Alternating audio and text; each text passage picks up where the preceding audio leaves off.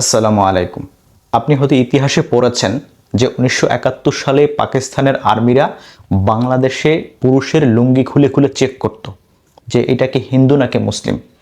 তারা কেন হিন্দুদেরকে সে সময় টার্গেট করেছিল, এর একটা কারণ আজকে আপনাদের সামনে আগামী কয়েক মিনিটে স্পষ্ট হবে।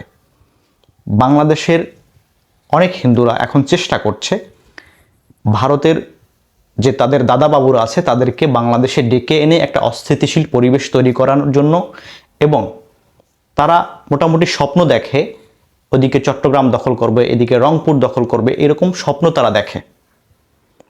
দেখেন, তারা এই সংখ্যালঘু কার্ড খেলছে।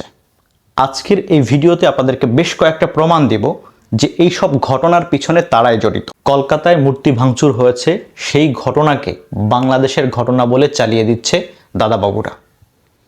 এদিকে দেখেন, মূর্তি ভাঙচুরের সময় হিন্দু যুবক আটক, পূজা মণ্ডপে হামলার সময় হিন্দু যুবক আটক। এদিকে বিবিসি তাদের এই রহস্য উন্মোচন করেছে যে এইসব ঘটনার পিছনে তারা নিজেরাই দায়ী। প্রতিমা ভাঙচুর করেছে, ভাঙচুরের পরে বলছে যে আমি ভারতীয় নাগরিক। পুলিশ সেটাকে ভারতীয় নাগরিক বলেই প্রথমে প্রচার করেছে, পরেক্ষণে দেখা গেছে এই লোক হচ্ছে বাংলাদেশি গোপালগঞ্জের লোক। এদিকে হিন্দু মহাজোট বলছে যে মন্দিরে ভাঙচুরের ঘটনা রাজনৈতিক উদ্দেশ্য প্রণোদিত। তাদেরই সংগঠন, তারাই বলছে যে এটা রাজনৈতিক উদ্দেশ্য প্রণোদিত। তারা তো সবসময় এই কথাগুলো বলে যাচ্ছে যে জামাতিরা এই কাজ করছে, জিহাদিরা এই কাজ করছে। তারা দু একটাকে ধরে রাখতে পারেনি, তারা দেখাতে পারেনি যে এই লোকটা এই কাজ করেছে। যখন তোমার বাড়িতে যায়, যখন তোমার ঘরে ঢুকে, যখন তোমার মন্দিরে ঢুকে, তখন দু একটাকে আটকে রাখো, তারপরে সেটাকে পুলিশে দাও, সেটা পারো না। ঘটনা ঘটে যায়, তারপরে একটা নাটক করো, আর নাটক সাজাও যে আমাদের ভাঙচুর হয়েছে। তো এরা বিষয়টা হচ্ছে অহেতুক একটা বিষয়, কোথাও কোনো কিছু ঘটছে না, সেই বিষয়টাকে তারা নিজেরা একটা সাজিয়ে একটা নাটক করে সেটাকে সবার সামনে উপস্থাপন করে। আপনি যদি টুইটার ব্যবহারকারী হন, এক্স ব্যবহারকারী হন, তাহলে আপনি বুঝতে পারবেন যে সেখানে দাদাবাবুরা, ভারতের দাদাবাবুরা যে কি পরিমাণ প্রপাগান্ডা সেখানে ছড়াচ্ছে, তাদের মিডিয়া কি পরিমাণ প্রপাগান্ডা ছড়াচ্ছে।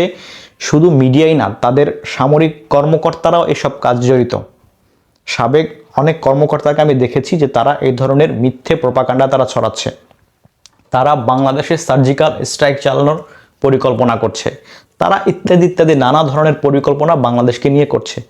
বাংলাদেশকে মানে তারা এখন পারলে গিলে খায়, তারা দখল করবে, এইরকম একটা বাহানা তৈরি করার চেষ্টা করছে তারা, যে বাংলাদেশের সংখ্যালঘুদের উপর নির্যাতন হচ্ছে। দেখেন, প্রত্যেকটা এরকম হাজারো ঘটনা আমি উপস্থাপন করতে পারবো আপনাদের সামনে, হাজারো শিরোনাম এরকম পাওয়া যাবে যে এই ধরনের ঘটনাগুলোতে তারা নিজেরাই জড়িত, নিজেরা এই কাজগুলো করছে এবং তারপরে এটাকে অন্যর বলে চালিয়ে দিচ্ছে।